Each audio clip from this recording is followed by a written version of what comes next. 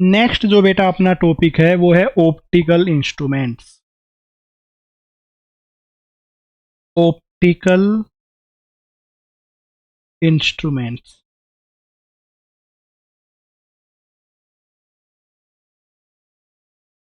Optical instruments में समझो बेटा, ऑप्टिकल इंस्ट्रूमेंट क्या होते हैं ये पढ़ेंगे। अपने पास में आई से किस तरीके से मैग्नीफाइंग पावर बढ़ती है, कैसे हम दूर की चीज़ें देख सकते हैं, कैसे पास की चीज़ें देखते हैं, ये सारी की सारी चीज़ हम ऑप्टिकल इंस्ट्रूमेंट्स में ही पढ़ेंगे। तो इसमें जो सबसे पहली चीज़ आती है वो है अपीरेंट साइज और visual angle. Apparent size and visual angle. भाई कोई भी ऑब्जेक्ट है वो हमें अपीरेंट किस तरीके से नज़र आती है, कैसा उसका विजुअल एंगल होता है। ठीक है, दोनों का मतलब सेम ही है काफ़ी हद तक। ठीक है, तो बेटा कोई भी चीज़ हमें की जितनी दिखाई दे रही है, ठीक है, कोई अगर पेंसिल है या कोई नोटबुक है या कोई भी चीज़ है, वो हमें अपना फ़ोन है वो हमें कितना ही दिखाई दे रहा है, वो डिपेंड कर रहा है कि वो अपनी आँख पे कितना सा एंगल सबटेंड कर रहा है। ओके, उसी एंगल को बोला जाता है विजुअल एंगल। तो इसको लिख लेते हैं, the size of image on retina is roughly proportional to subtended angle subtended by object on eye। ठीक है बेटा, का कोई भी ऑब्जेक्ट कितनी बड़ी और कितनी स्मॉल दिखाई देगी ये डिपेंड करता है अपनी आंखों पे कितना सा एंगल सबटेंड कर रही है। ठीक है, देखो ऐसे है अपने पास में आई, ये है आई का लेंस। ठीक है, आई का लेंस है ये। अब देखो यहाँ पे एक अपने पास में ऑब्जेक्ट है जो कि इतनी सी है, इसको मैंने यहाँ पे रखा हुआ है। अब अगर मैं आई से इसको देख रहा हूँ तो रेटिना पे ऐसे करके इसकी इमेज बनेगी। रेटिना पे है ये इतनी छोटी सी नज़र आएगी। ठीक है, रेटिना पे इसकी वर्चुअल इमेज बनती है, तो वर्चुअल और इन्वर्टेड होती है। बेटा दिमाग इसको प्रोसेसिंग करके सीधी कर देता है। ठीक है, ये सेम ही ऑब्जेक्ट, इसी सेम ऑब्जेक्ट को मैं अगर यहाँ पे रख दूं, ओके, तब देखो ये रेटिना पे कितना सा एंगल सबटेंड करती है।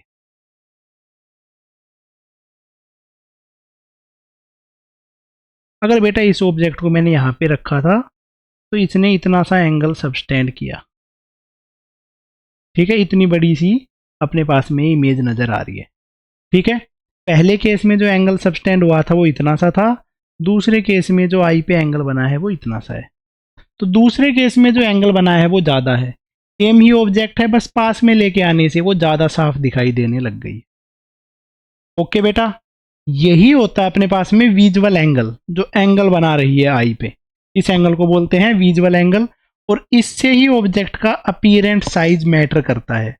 ऐसा नहीं है कि कोई ऑब्जेक्ट स्मॉल है तो हमें नहीं दिखेगी ना, वो ज़्यादा ज़रूरी नहीं है, उसका साइज बड़ा करना ज़्यादा ज़रूरी नहीं है। स्मॉल ऑब्जेक्ट भी पास में लेके आके देखते हैं तो साफ दिखने लग जाती है।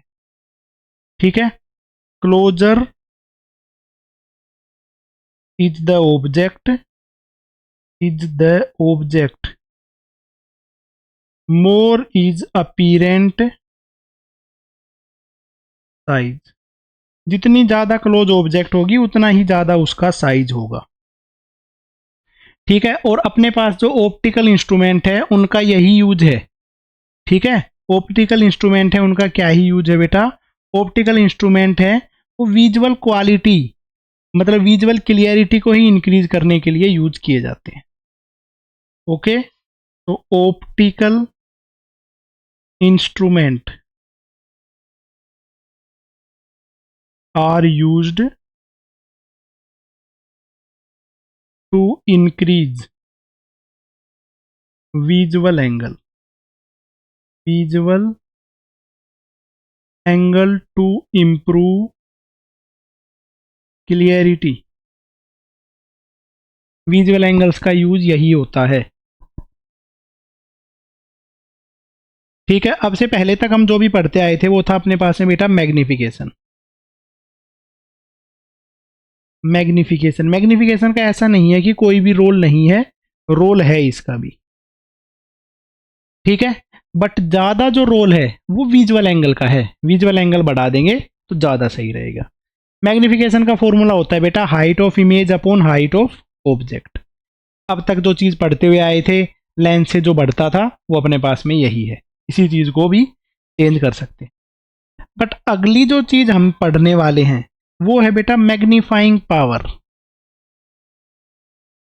मैग्नीफाइंग पावर, मैग्नीफाइंग पावर या इसका ही दूसरा नाम हो जाता है एंगुलर मैग्निफिकेशन। Angular magnification. ठीक है, ये अपने पास में ज्यादा काम में रहेगा इस टॉपिक में। मतलब कि जब ऑप्टिकल इंस्ट्रूमेंट करेंगे तो बेटा एंगुलर मैग्निफिकेशन है या जो मैग्नीफाइंग पावर है उसका यूज ज्यादा रहेगा। इसका मतलब हो जाता है angle subtended by image upon angle subtended by object on eye. यहाँ पे बेटा जो थीटा आई है वो रिप्रेजेंट कर रहा है एंगल सबस्टेंडेड,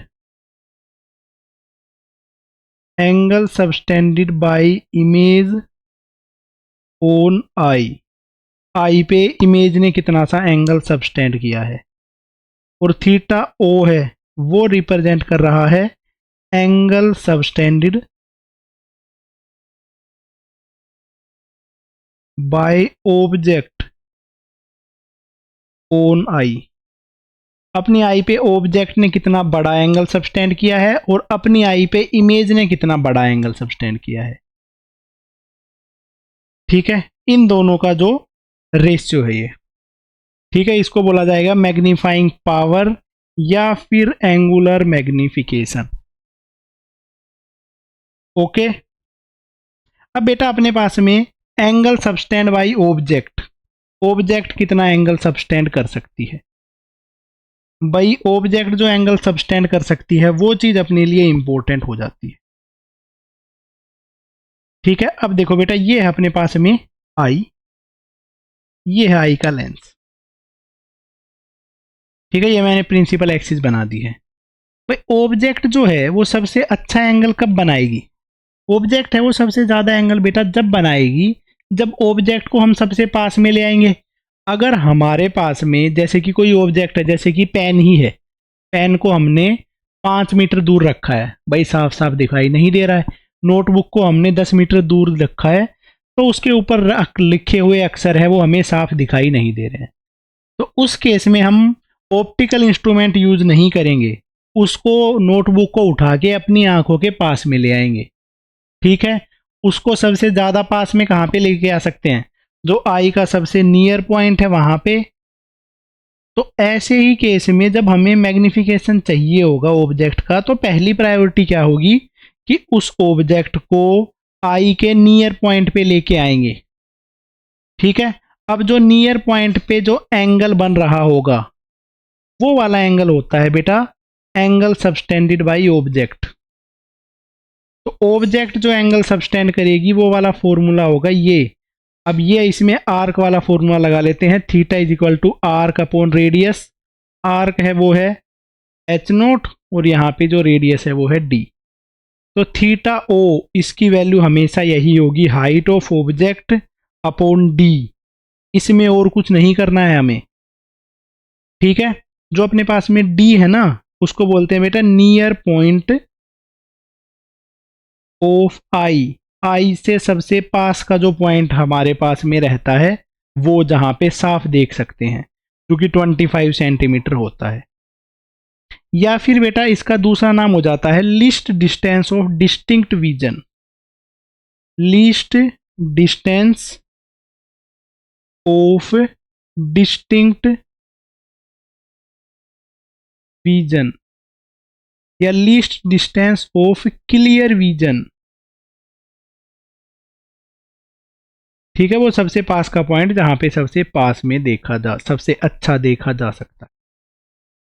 ठीक है, तो ऑब्जेक्ट का जो विजुअल एंगल रहेगा वो अपने पास में ये रहेगा, angle subtended by object on I, height of object upon D, ये वाला फॉर्मूला ही यूज करेंगे कोई भी ऑप्टिकल इंस्ट्रूमेंट हो। ठीक है, अब इस एंगल से कितना ज्यादा हमें मैग्नीफाइंग पावर मिल रही है वो हम निकाला करेंगे। ठीक है, अब उन दोनों के रेशियो में एक चीज का ध्यान रखना, थीटा वो हमेशा सेम ही रहेगा, मैग्नीफाइंग पावर या एंगुलर मैग्निफिकेशन को लिखा जाएगा angle subtended by image upon angle subtended by object. ठीक है, तो बेटा अब अलग अलग टाइप के अपने पास में डिवाइस आएंगे, ऑप्टिकल इंस्ट्रूमेंट्स आएंगे, उन सब इंस्ट्रूमेंट्स के बारे में पढ़ने वाले हैं। तो सबसे पहला जो इंस्ट्रूमेंट अपने पास में है वो है सिंपल माइक्रोस्कोप। सबसे पहला जो इंस्ट्रूमेंट है जिसके बारे में हम पढ़ेंगे वो है बेटा सिंपल माइक्रोस्कोप।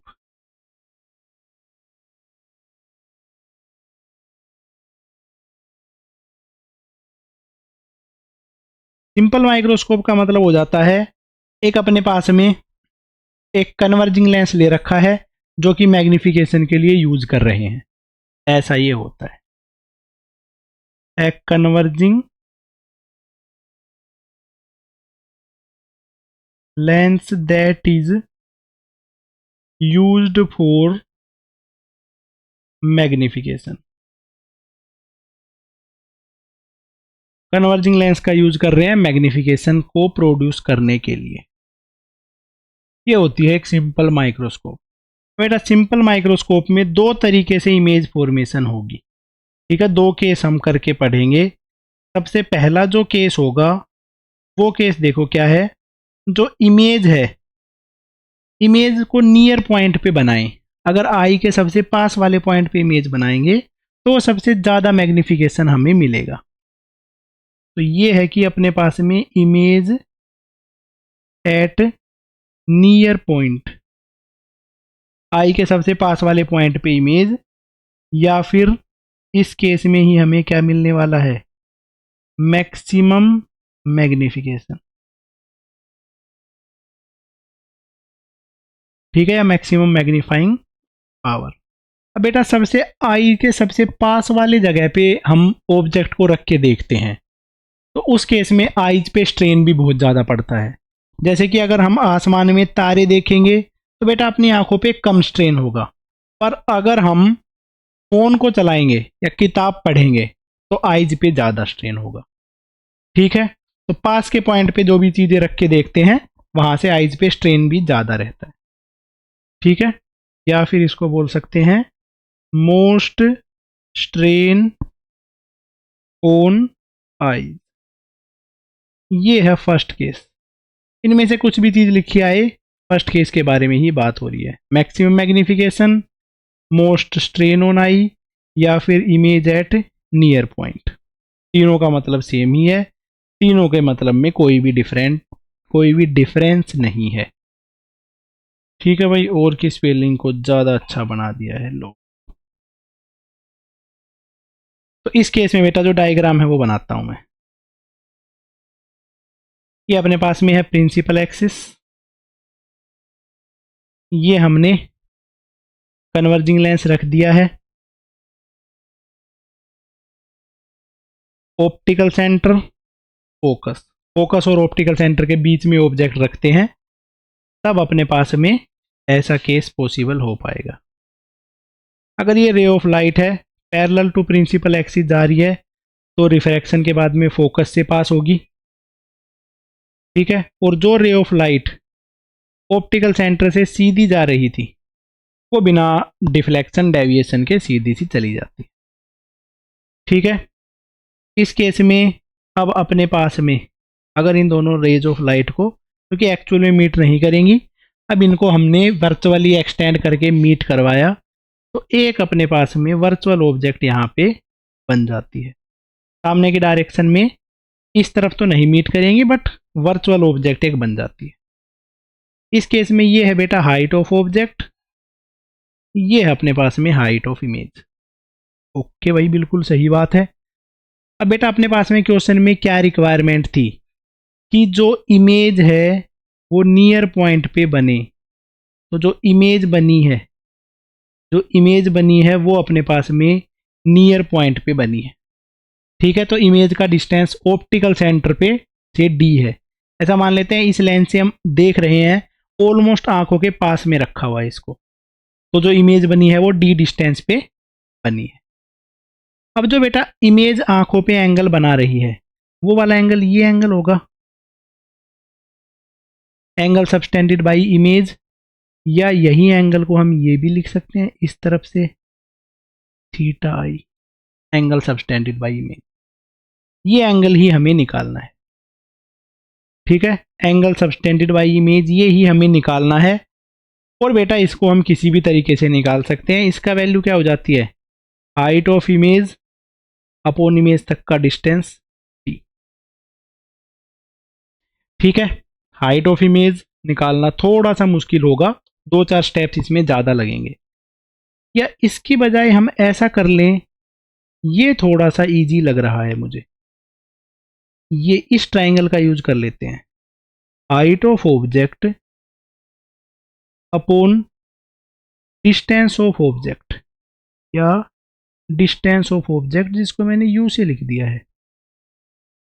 इसको लिखने में भी कोई दिक्कत नहीं है भाई, इस ट्राइंगल से मतलब एक्चुअल में तो यही निकाल रहे हैं, बट एंगल तो ये सेम ही है ना, तो ये एंगल निकाल लेंगे तो अपने लिए थोड़ा सा इजी हो जाएगा। बस बाकी तो कोई दिक्कत वाली बात है नहीं, क्योंकि यहाँ से यू निकालना थोड़ा सा अपने लिए आसान है। मैं ये वाला एंगल निकाल ले रहा हूँ। ओके, दोनों के दोनों हैं तो सेम ही। तो अब इसके लिए हमें यू चाहिए होगा, तो उसके लिए लेंस फॉर्मूला यूज कर लेते हैं, use lens formula. Lens formula है 1/v minus 1/u is equal to 1/f। अब बेटा देखो, ये अपने पास में कोई भी इंसिडेंट रे है वो इस तरीके से जा रही है। ठीक है, अगर तो इस तरफ वाले जो भी डिस्टेंस है वो सब नेगेटिव है, distance of image minus 1/d minus distance of object minus u is equal to focal length. Focal length इसकी पॉजिटिव ही रहेगी। ये चीजें हमने लिख दी है, minus 1/d plus 1/u is equal to 1/f। तो 1/u की वैल्यू निकल के आ जाती है 1/f प्लस 1/d। तो from equation number 1, angle subtended by image height of object upon u, height of object 1/u की वैल्यू है वो क्या है 1/f plus 1/d, ho/f plus ho/d। Angle subtended by image है, उसकी वैल्यू हमारे पास में निकल के आ गई है बेटा। पर जैसा कि मैंने पहले ही बताया था, एंगल सबटेंडेड बाई ऑब्जेक्ट क्या है कि ऑब्जेक्ट को अगर मैं नियर पॉइंट पे रख दूं तब कितना एंगल सबटेंड करेगी, वो वाला एंगल है। ठीक है, इसमें इसके कोरस्पोंडिंग डायग्राम हमने नहीं बनाया है, इसके कोरस्पोंडिंग डायग्राम देखना है बेटा, ये डायग्राम बनाया था। ठीक है, तो ये हमने यहां पे लिख दिया है। अब इधर पे लिख लेते हैं एंगुलर मैग्निफिकेशन।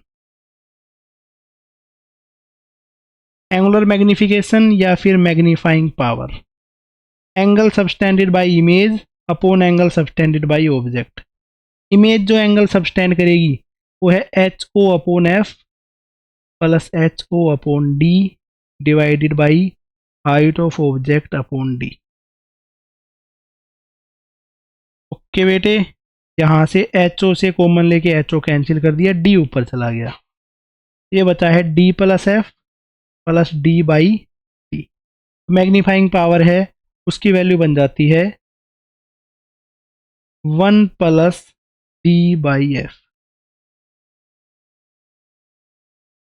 ये अपने पास में बन गई है भाई मैग्नीफाइंग पावर। ठीक है, सिंपल माइक्रोस्कोप की मैग्नीफाइंग पावर बन गई है 1+d/f। कौन से वाले केस के लिए ये हमने लिखी है? मोस्ट स्ट्रेन्ड वाले केस के लिए। ठीक है, आगे कंटिन्यू करते हैं। लीस्ट स्ट्रेन वाला जो केस है वो, कि कौन सा ऐसा केस है जिसमें आइज के ऊपर सबसे कम स्ट्रेन पड़ता है, उस वाले केस में। तो ये लिख दिया हमने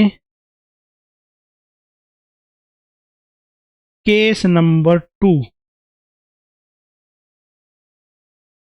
ठीक है, लीस्ट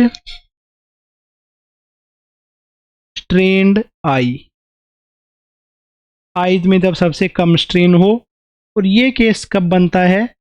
जब जो इमेज है वो इन्फिनिटी पे बने। इमेज कहाँ पे बने बेटा? इन्फिनिटी पे। तो इस केस में जो आइज हैं उस पे सबसे कम स्ट्रेन रहता है।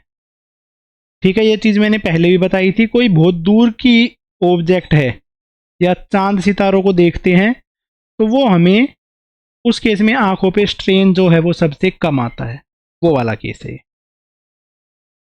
तो आइज पे अगर हमें सबसे कम स्ट्रेन बनाना है, इमेज को इन्फिनिटी पे रखना पड़ेगा, इमेज को इन्फिनिटी पे बनाना पड़ेगा।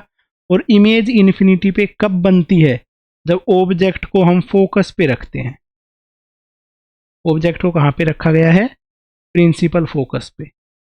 इस केस में जो ray of light optical centre से जाती है वो ऐसे जाएगी, और जो दूसरी रे ऑफ लाइट है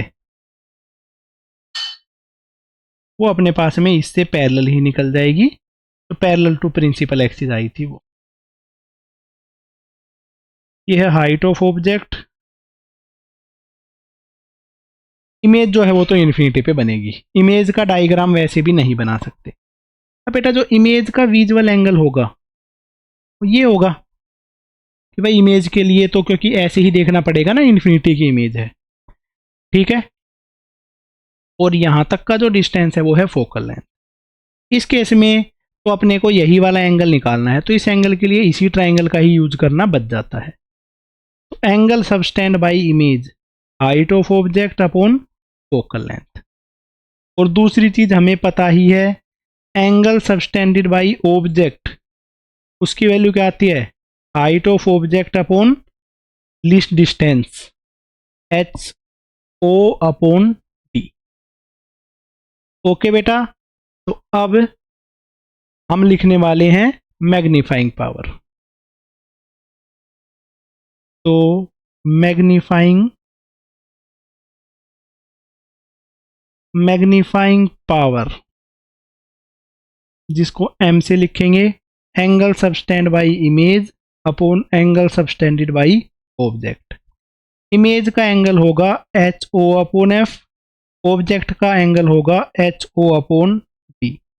तो इसकी वैल्यू जो है वो निकल के आ जाती है डी अपॉन एफ। तो यहां पे जो मैग्नीफाइंग पावर बनी है वो बन गई है बेटा डी अपॉन एफ।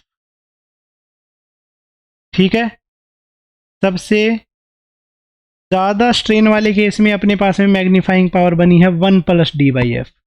और इस केस में जो मैग्नीफाइंग पावर बनी है वो बनी है d/f। ठीक है, तो ये अपने पास में इस तरीके से आंसर आ गया है। ठीक है, अगर बेटा हमसे ये बोला जाए कि इसमें जर्नली कितनी अपने पास में मैग्नीफाइंग पावर बन जाती है, ठीक है, तो जनरली 6 से 7x 10x तक में ये चीज का यूज किया जा सकता है। इतना मैग्निफिकेशन अगर हमें चाहिए तो हम सिंपल माइक्रोस्कोप का यूज करते हैं। 10 गुना बड़ी इमेज चाहिए, 8 9 10 गुना इमेज तक, तब तक ये यूज आता है। उससे ज़्यादा यूज करने के लिए जो लेंस है, लेंस की थिकनेस हमें बढ़ानी पड़ेगी, तो उसकी प्रॉपर्टीज अलग तरीके से आने लग जाती हैं, इमेज में डिस्टोर्शन आने लग जाता है। और अगर इमेज में डिस्टोर्शन आता है तो वो क्लियर इमेज नहीं बन पाती है। ठीक है, तो उस केस में हमें कुछ और इंस्ट्रूमेंट्स का यूज करना होता है, जो कि एक ना होके 2 से 3 लेंस का यूज करके बनाए जाते हैं। तो यहाँ पे अपने सिलेबस में सिर्फ 2 लेंस वाले ही हैं। ठीक है, तो अब इससे आगे वाले जो केस हैं उनको हम करते हैं। तो मेरे बच्चे, कंपाउंड माइक्रोस्कोप। नेक्स्ट जो बेटा ऑप्टिकल डिवाइस है उसका नाम है, ऑप्टिकल इंस्ट्रूमेंट है उसका नाम है कंपाउंड माइक्रोस्कोप।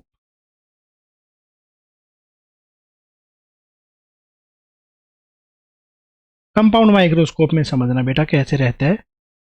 कंपाउंड माइक्रोस्कोप में हम दो लेंस रखते हैं, दो कन्वर्जिंग लेंस है, उनको अरेंज करके इमेज फॉर्मेशन करी जाती है। ठीक है, तो it consist of two converging lens, two converging lens arranged coaxially. दो कन्वर्जिंग लेंस है उनको हमने कोएक्सियली अरेंज कर दिया है। ठीक है, तो बेटा देखो दो अपने पास में लेंस है, एक है ये, एक अपने पास में है ये। ठीक है, दो बड़े बड़े से, एक बड़ा लेंस है एक छोटा सा लेंस। ये है इनकी जो कॉमन प्रिंसिपल एक्सिस है, वो उसको मैंने थोड़ा सा नीचे रखा। ठीक है, तो बेटा ऑब्जेक्ट को यहाँ पे रखा जाता है, जो ऑब्जेक्ट के पास वाला लेंस है वो ऑब्जेक्टिव है, और जो ऑब्जेक्ट से दूर वाला है जो आईज के पास में है उसको बोला जाता है आई पीस। सबसे पहले वाला जो लेंस है वो है ऑब्जेक्टिव, और दूसरा वाला है वो है आई पीस। ओके बेटे, ऑब्जेक्टिव है उसकी फोकल लेंथ को लिखा जाता है एफ ओ से, आई पीस है उसकी फोकल लेंथ को लिखा जाता है एफ ई। ठीक है, ऑब्जेक्टिव ऐसा रखा जाता है जिसकी फोकल लेंथ स्मॉल हो, स्मॉल फोकल लेंथ। ऐसा लेंस है जिसकी फोकल लेंथ स्मॉल है, साथ साथ में इसका अपर्चर भी स्मॉल है।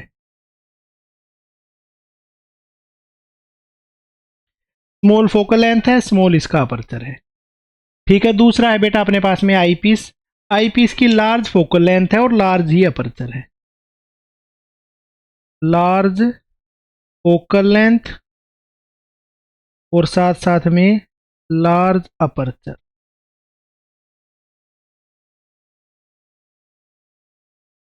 ये ऐसा लेंस है जिसकी फोकल लेंथ और अपर्चर दोनों चीजें लार्ज है।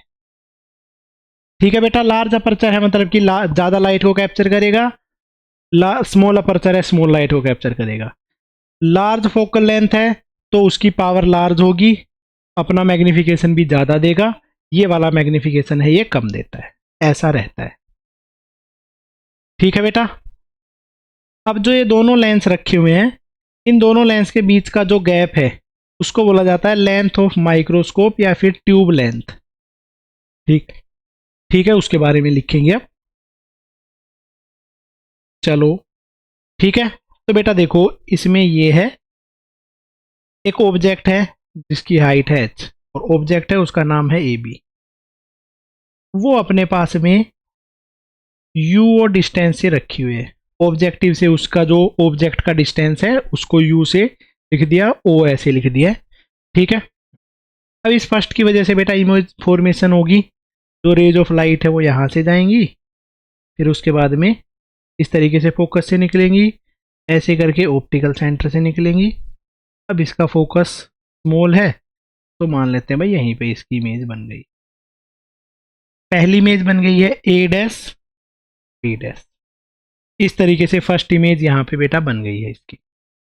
ओके, अब देखो नेक्स्ट इमेज है उसकी फॉर्मेशन कर लेते हैं।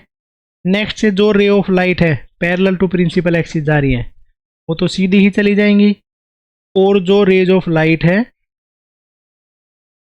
ऐसे जा रही थी वो अपने पास में इसके बाद में फोकस से निकल के चली जाएंगी। इस तरीके से अगर अलग अलग सिनेरियो बनेगा उसके अकॉर्डिंगली इसकी इमेज फॉर्मेशन कर लेंगे। ठीक है, इस लाइट को नहीं भी रखेंगे तो भी चलेगा, ऐसे कहीं जाके इस तरफ इसकी इमेज बन जाएगी। ओके, इमेज फॉर्मेशन अभी अपने लिए इंपॉर्टेंट नहीं है, हमारे लिए जो इंपॉर्टेंट है वो है बेटा मैग्निफिकेशन।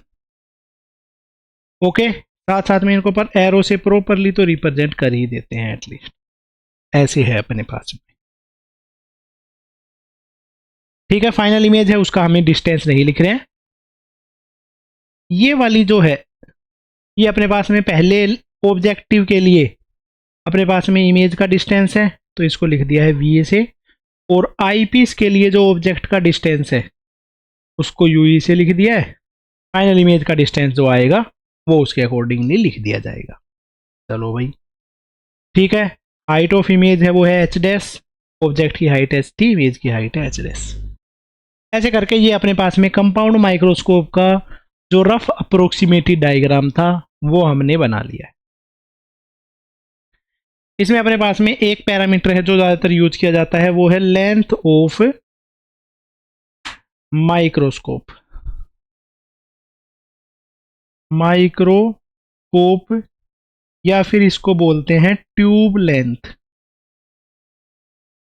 जिसको कि लिखा जा रहा है एल से। ट्यूब लेंथ है वो है ये ऑब्जेक्ट वीओ प्लस यूई, इसका फॉर्मूला होता है वीओ प्लस। ठीक है, इस केस में बेटा जो मैग्नीफाइंग पावर है वो अपने लिए थोड़ी सी इंपॉर्टेंट हो जाती है समझनी, उसको निकालना भी थोड़ा सा अलग ही है। बेटा पहले वाला जो है अपने पास में जो लेंस है, ये वाला लेंस है ना, ये प्रोवाइड कर रहा है लीनियर मैग्निफिकेशन। लीनियर मैग्निफिकेशन है मतलब कि जो ऑब्जेक्ट है उस ऑब्जेक्ट को थोड़ा सा लार्ज करके इसने प्लेस किया है। अब इसके बाद में ये वाला जो दूसरा लेंस है वो अपने पास में प्रोवाइड करता होता है एंगुलर मैग्निफिकेशन, क्योंकि इसकी जो इमेज है वो हमें आंखों से दिखाई देगी, और जो इमेज हमें आंखों से दिखाई देगी वही हमारी आंखों पे विजुअल एंगल सबस्टेंड करेगी। तो इसमें जो मैग्नीफाइंग पावर है उसका फॉर्मूला देखो क्या होता है, magnifying power of microscope.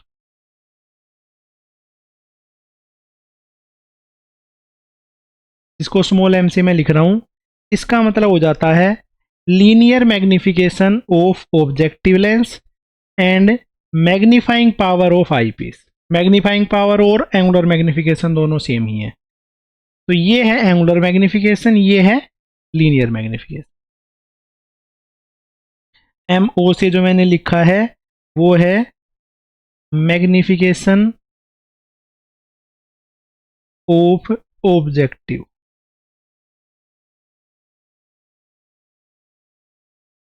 M E से जो लिखा है वो है मैग्नीफाइंग पावर ऑफ आईपीस। ऐसे करके इसको लिखा गया है। ठीक है, अब इसमें भी अपने पास में दो केस बनेंगे, एक तो जो लीस्ट स्ट्रेन वाला है, एक वो मोस्ट स्ट्रेन वाला केस है। ठीक है, तो दोनों केस हैं, उन दोनों केस को लिखते हैं। फॉर नियर पॉइंट इमेज, जो इमेज है उसको मुझे नियर पॉइंट पे बनाना है या least distance of distinct vision small D पे बनाना है। ठीक है, उस केस में जो आइज है उस पे मैक्सिमम स्ट्रेन होता है। ओके, दूसरा केस इसके अंदर में जो हम करेंगे वो होगा इमेज एट इन्फिनिटी। जो इमेज है वो अगर हमें इन्फिनिटी पे बनानी है, या जिस केस में लीस्ट स्ट्रेन होता है, लीस्ट स्ट्रेन। इस केस में देखो मैग्नीफाइंग पावर जो अपने पास में बनेगी वो होगी ऑब्जेक्टिव का मैग्निफिकेशन, आईपीस का एंगुलर मैग्निफिकेशन। इसका फॉर्मूला हो जाएगा, ऑब्जेक्टिव का मैग्निफिकेशन हो जाता है distance of object, sorry distance of image upon distance of object, या height of image upon height of object और ऑब्जेक्टिव लेंस। तो वी और यू ऑब्जेक्टिव लेंस है इसलिए उसकी इमेज डिस्टेंस लिखा है। और मैक्सिमम स्ट्रेन के लिए जो मैग्नीफाइंग पावर होती है आईपीस की वो आ जाती है 1 plus D upon F E. ये इस केस में मैग्निफिकेशन है उसका फॉर्मूला बन गया है।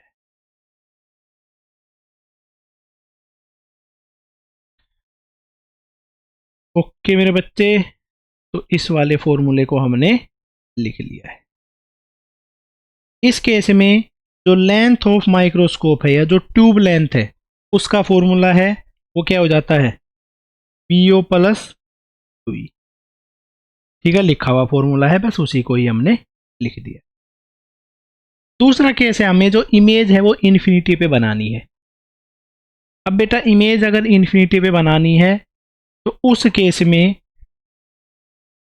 जो दूसरी वाली ऑब्जेक्ट है, ये वाला जो डिस्टेंस है यूई, ये वाला डिस्टेंस इसके फोकल लेंथ के इक्वल हो जाए, तब जाके इमेज इन्फिनिटी पे बन जाएगी। ठीक है, तो इसकी जो मैग्नीफाइंग पावर है पहले तो वो लिखता हूं।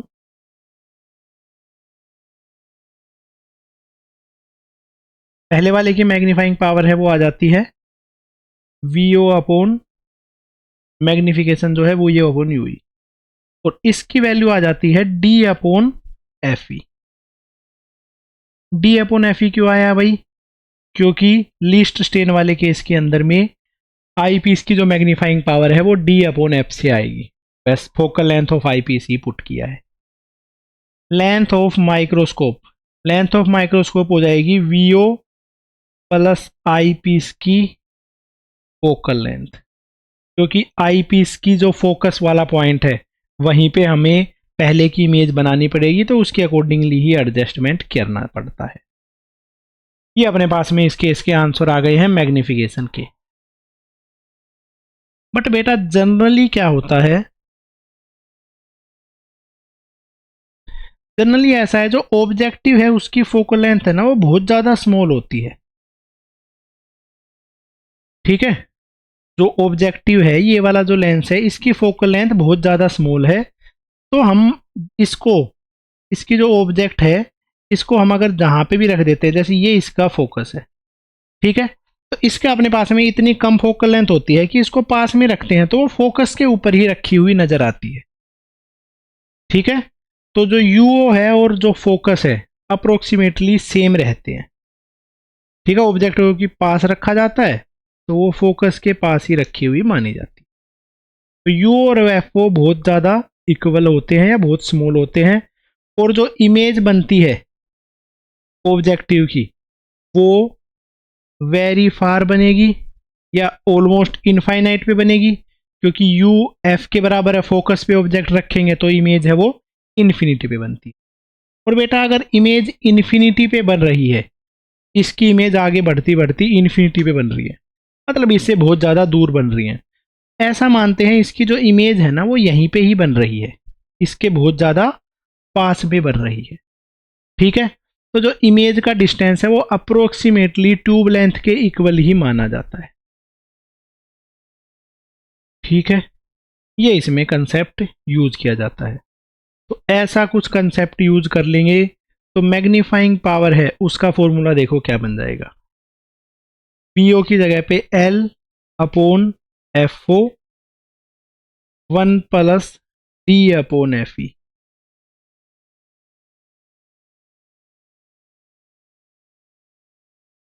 ठीक है, इस तरफ फॉर्मूला बन जाता है एम का L upon F O D upon F E. ये अपने पास में इन दोनों केसेस में जो फॉर्मूले हैं वो बन जाते हैं मैग्नीफाइंग पावर के, मैक्सिम स्टेन वाले केस में और लीस्ट स्टेन वाले case.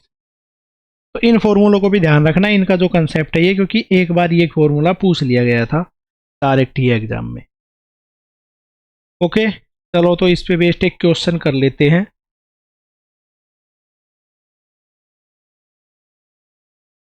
For a compound microscope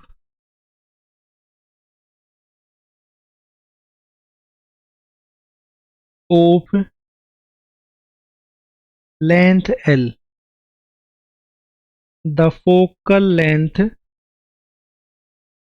of objective is FO। Objective है उसकी फोकल लेंथ है वो है बेटा FO। ठीक है, नेक्स्ट है अपने पास में lateral magnification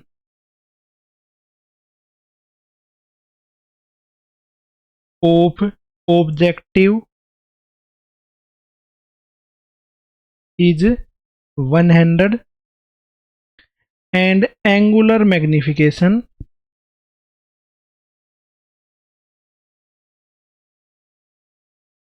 of eyepiece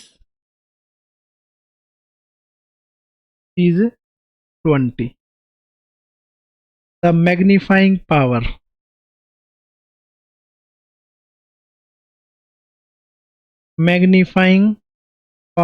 of compound microscope will be। तो मैग्नीफाइंग पावर क्या होगी इस कंपाउंड माइक्रोस्कोप। फिर मैग्नीफाइंग पावर का सिंपल सा फॉर्मूला है, ऑब्जेक्टिव का तो लैटरल मैग्निफिकेशन और आई पीस का एंगुलर मैग्निफिकेशन। क्या आंसर आ जाएगा इसका?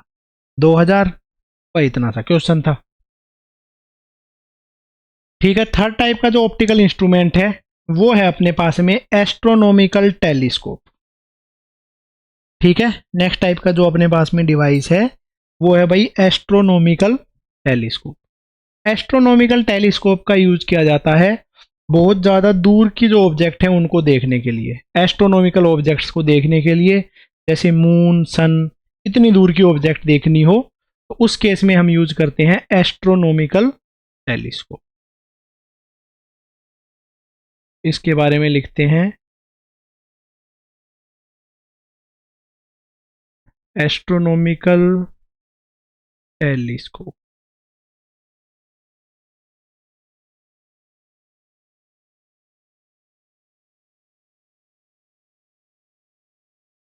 ठीक है, ये अपने पास में एंगुलर मैग्निफिकेशन प्रोवाइड करती है। ऐसा नहीं है कि इसकी इमेज बहुत ज़्यादा पास में आके बनेगी, ना ना, ऐसा कुछ इसमें नहीं होता। It is used to provide angular magnification. इससे हमें एंगुलर मैग्निफिकेशन मिलता है। फार ऑब्जेक्ट हैं जो बहुत ज़्यादा डिस्टिंक्ट ऑब्जेक्ट हैं उनको देखने के लिए इसका यूज किया जाता है। Use to see far distance objects. बहुत ज़्यादा दूर के डिस्टेंस की जो ऑब्जेक्ट हैं उनको देखने के लिए एस्ट्रोनॉमिकल टेलीस्कोप का यूज किया जाता है। ओके, ठीक है, टेलीस्कोप भी सिंपली इसको बोल देते। ये भी बेटा दो लेंस से मिलके बनती है। एक तो है ऑब्जेक्टिव लेंस। ऑब्जेक्टिव लेंस को बहुत ज़्यादा लार्ज अपर्चर का रखा जाता है क्योंकि बहुत ज़्यादा लाइट कैप्चर करनी होती है। ज़्यादा लाइट कैप्चर करेगी उतनी ही अच्छी इमेज बनेगी। ठीक है, जो अपने पास में कंपाउंड माइक्रोस्कोप थी वहाँ पे हमें ज़्यादा लाइट कैप्चर करने की ज़रूरत नहीं है लेंस से। कोई भी अगर हम माइक्रोस्कोपिक ऑब्जेक्ट देखते हैं तो हम अलग से लाइट का सोर्स लगाते हैं। ठीक है, जैसे कि बैक्टीरिया या फिर कोई चीज़ देखी जाती है माइक्रोस्कोप में तो उस केस में हम माइक्रोस्कोप के साथ साथ में एक लाइट भी लगा के रखते हैं। ठीक है, लाइट सोर्स लगा के रखते हैं या टॉर्च रखते हैं जिससे कि वहाँ से वो चीज़ दिखाई दे सके। ओके, ठीक है, तो जो ऑब्जेक्ट के पास है उस लेंस को बोला जाएगा ऑब्जेक्टिव। ऑब्जेक्टिव को फोकल लेंथ है एफओ। दूसरा है जो वो है आई पीस। आई पीस की फोकल लेंथ है एफ ई। ठीक है, ऑब्जेक्टिव है उसकी लार्ज अपर्चर है, large focal length, large aperture और लार्ज फोकल लेंथ। ठीक है, आई पीस जो है उसका वही स्मॉल अपर्चर और साथ साथ में स्मॉल फोकल लेंथ। इसका अपर्चर और फोकल लेंथ दोनों ही चीजें स्मॉल रहती हैं। ओके, और जो अपने पास में टेलीस्कोप है ना बेटा, टेलीस्कोप में सिर्फ हम एक ही एडजस्टमेंट पढ़ते हैं जिसको बोला जाता है नॉर्मल एडजस्टमेंट। नॉर्मल एडजस्टमेंट किसको बोलते हैं? जहाँ पे इमेज इन्फिनिटी पे बनती है उसी एडजस्टमेंट को बोला जाता है नॉर्मल एडजस्टमेंट। बेटा ये जो दोनों केस हैं इनमें इस एडजस्टमेंट को नॉर्मल एडजस्टमेंट भी मान सकते हैं, ठीक है, जिसमें कि इमेज है वो इन्फिनिटी पे बनती है। अब देखो यहां से इन्फिनिटी से जो भी रेज ऑफ लाइट आ रही होंगी पैरेलल टू प्रिंसिपल एक्सिस आएंगी, भाई ऑब्वियस सी बात है। ये रे ऑफ लाइट है, ये पैरेलल टू प्रिंसिपल एक्सिस आई और उसके बाद में ये रे ऑफ लाइट है ये मीट कर जाती हैं अपने पास में फोकस। इधर तक का जो डिस्टेंस है वो है अपने पास में ऑब्जेक्टिव की फोकल लेंथ। आईपी से बेटा उसको भी इतनी ही दूरी पे रखा जाता है, मतलब कि उसके फोकस पे ही इमेज बने, ठीक है। और फोकस पे अगर उसके फोकस पे अगर ऑब्जेक्ट को रखेंगे, इमेज नहीं बनेगी फोकस पे, ऑब्जेक्ट को फोकस पे रखेंगे तो उसकी जो इमेज है वो बनेगी जाके इन्फिनिटी पे। पैरेलल रेज ऑफ लाइट जाएंगी जिनकी इमेज है वो इन्फिनिटी पे बन रही होगी, ठीक है। ये लाइन तो हमने समझने के लिए लिखी थी, एक लाइन से भी काम चल जाएगा, ठीक है। इन्फिनिटी से रेज ऑफ लाइट आ रही है और इस तरीके से जाके मीट कर रही हैं, ओके। इस केस में हमें निकालना है भाई एंगुलर मैग्निफिकेशन कितना होगा, और साथ साथ में दूसरी चीज इसमें पूछी जाती है ट्यूब लेंथ। तो ट्यूब लेंथ है वो तो अपने पास में हो गई है F O plus F E. Angular magnification, angular magnification, angular magnification है उसको लिखा जाता है angle subtended by image on eye upon angle subtended by object on eye. ये अपने पास में जो स्टैंडर्ड फॉर्मूला था उसका ही यूज कर रहे हैं। ऑब्जेक्ट जो है ना बेटा, ऑब्जेक्ट से जो रेज ऑफ लाइट आ रही है वो है ये, ऑब्जेक्ट जो एंगल सबस्टेंड करेगी ये होगा वो एंगल थीटा ओ, इसके बराबर ही ये इधर वाला एंगल होगा जिसको थीटा ओ से लिखा जा सकता है। इमेज जो एंगल सबस्टेंड करेगी वो होगा ये थीटा आई, ठीक है। एंगल सबस्टेंड बाई ऑब्जेक्ट और एंगल सबस्टेंड बाई इमेज दोनों की वैल्यू लिखती है, और जो पहली इमेज बन रही है वो अपने पास में एच डैश हाइट की है, ठीक है। थीटा आई और थीटा ओ इसके निकालने के लिए ये वाली ट्राइंगल लगा लेता हूं थीटा आई निकालने के लिए। थीटा आई की वैल्यू क्या हो जाएगी इस ट्राइंगल से, ठीक है। टेन थीटा का यूज कर सकते हैं क्योंकि स्मॉल एंगल है, तो tan theta I is equal to perpendicular upon base. इसको मैंने स्मॉल एंगल है तो टेन थीटा आई लिख दिया, टेन थीटा ओ लिख दिया, perpendicular upon base, perpendicular upon base. तो इसका आंसर आ जाता है F O upon F E. Angular magnification will be equal to F O upon F E, ठीक है। नेक्स्ट जो चीज हम करने वाले हैं वो है tube length. Tube length L, उसकी वैल्यू होती है नॉर्मल एडजस्टमेंट में F O plus F E, ठीक है। ये हो जाता है बेटा इस केस का आंसर।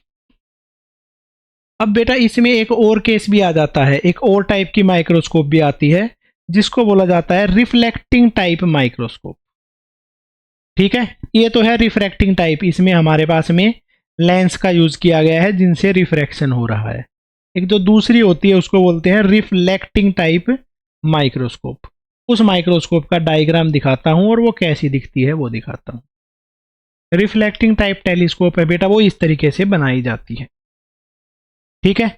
इसमें क्या है कि इसमें मिरर लगे रहते हैं, एक ऐसे मिरर लगा हुआ है, एक यहाँ पे अपने पास में आईपीस है, ठीक है। दूसरा वाला जो मिरर है वो सेकेंडरी मिरर ऐसे है।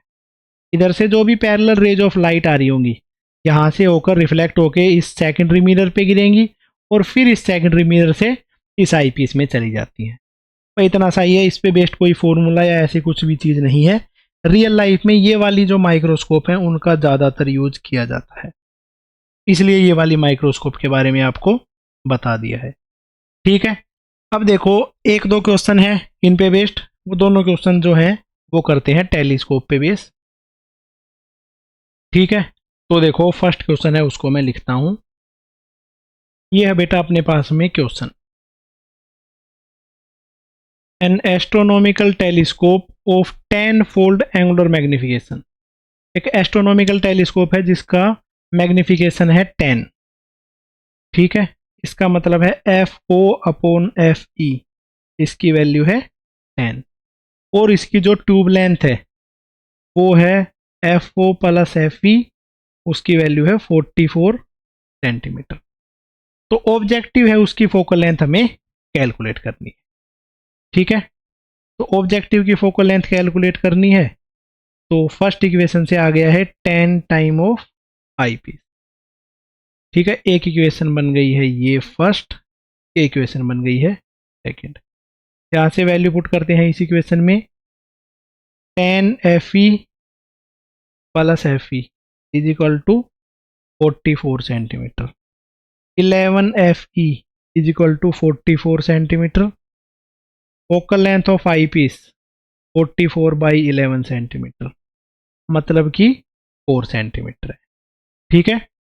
तो ऑब्जेक्टिव की फोकल लेंथ निकालने के लिए इस वैल्यू को फिर से इक्वेशन नंबर 1 में पुट करते हैं। तो ऑब्जेक्टिव की फोकल लेंथ हो जाएगी 10 टाइम ऑफ आई पीस की फोकल लेंथ 4 सेंटीमीटर, आंसर बन जाता है 40 सेंटीमीटर, ठीक है। और कोई तरीका भी लगा सकते हो, कोई शॉर्टकट तरीका अगर तुम्हें ध्यान में आ रहा है तो उसका यूज भी कर सकते थे, ठीक है। तो ये इस केस में आंसर हो जाता है। चलो एक और क्वेश्चन पूछते हैं इस केस में। नेक्स्ट क्वेश्चन है बेटा ये,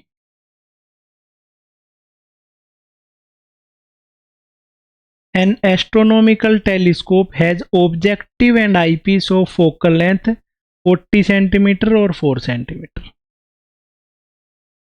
okay, respectively. To V object 200 centimetre away from objective, the lens must be separated by a distance. अब हमें एक 200 मीटर पे दूर रखी हुई ऑब्जेक्ट है उसको देखना है, ठीक है। तो दोनों लेंस है उनके बीच में कितना सा सेपरेशन होना चाहिए। देखो तो बेटा ऐसे है अपने पास में ऑब्जेक्टिव, ऑब्जेक्टिव की जो फोकल लेंथ है वो है 40 सेंटीमीटर, और ऐसे रखा हुआ है आईपीस जिसकी फोकल लेंथ है, यहां पे एक ऑब्जेक्ट रखी हुई है जो कि 200 सेंटीमीटर पे है। तो सबसे पहले तो इस ऑब्जेक्ट की इमेज बनाई जाएगी, इसकी इमेज कहाँ पे बनेगी, ठीक है। 1/v minus 1/u is equal to 1/f। Objective के लिए सारी कैलकुलेशन कर रहे हैं। तो 1/vo है उसका फॉर्मूला हो जाता है 1/fo प्लस 1/40 प्लस 1/-200। ये सारी जो कैलकुलेशन है ये हमें पता ही है। 200 बेटा इसका एलसीएम आ जाएगा, माइनस को मैं यहाँ के बजाय यहाँ लिख देता हूँ, ठीक है। तो ये हो जाता है 5 - 1, मतलब कि 4/200, मतलब कि 1/50। तो ऑब्जेक्टिव की जो इमेज बनेगी वो बन जाएगी 50 सेंटीमीटर पे, ये सब कुछ सेंटीमीटर में ही चल रहा है। तो पहली जो इमेज बनी है बेटा वो बन गई है यहाँ से 50 सेंटीमीटर पे, ठीक है, जो कि एच थी, एच डैश है फर्स्ट इमेज। अब बेटा हमें देखो एस्ट्रोनॉमिकल टेलीस्कोप है ये, ठीक है, एस्ट्रोनॉमिकल टेलीस्कोप है, फाइनल इमेज इन्फिनिटी पे बनाएगी। तो ये जो ऑब्जेक्ट है ये इस लेंस के फोकस पे रहेगी, क्योंकि तो ये रहेगा 4 सेंटीमीटर। हमें क्या निकालनी है, इसकी ट्यूब लेंथ निकालनी है। ट्यूब लेंथ आ जाएगी ये इतनी सी। तो इस एस्ट्रोनॉमिकल की टेलीस्कोप की जो ट्यूब लेंथ है वो आ जाती है 50 सेंटीमीटर प्लस 4 सेंटीमीटर, जो कि बन जाता है 54 सेंटीमीटर। इतना सा इस क्वेश्चन का आंसर बन जाता है। तो बेटा ये चैप्टर खत्म हो चुका है, बस इतना ही चैप्टर था, बड़ी मुश्किलों के साथ में खत्म हुआ है, ठीक है, बहुत ही बड़ा चैप्टर था, ठीक है। तो आप सबको भी खत्म कर लेना है ये चैप्टर, मेहनत करते रहना है बेटा, आने वाले चैप्टर छोटे छोटे ही आएंगे, ठीक है। डॉक्टर बनने का सपना देखा है तो उसको कंप्लीट करना जरूरी है। ओके बेटा। बेस्ट ऑफ लक, अच्छे से पढ़ो।